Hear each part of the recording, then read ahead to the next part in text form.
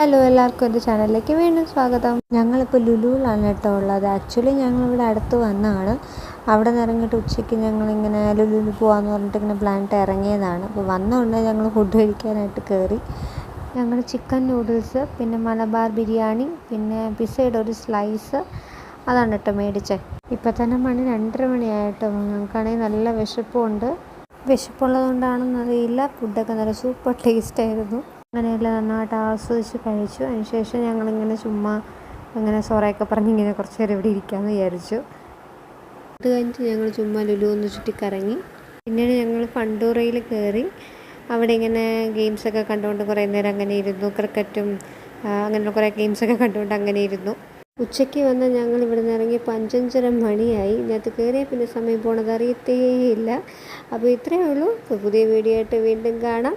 അപ്പോൾ എല്ലാവർക്കും എൻ്റെ വീഡിയോ ഇഷ്ടപ്പെടുന്നുണ്ടെങ്കിൽ ലൈക്ക്, ഷെയർ ആൻഡ് സബ്സ്ക്രൈബ്.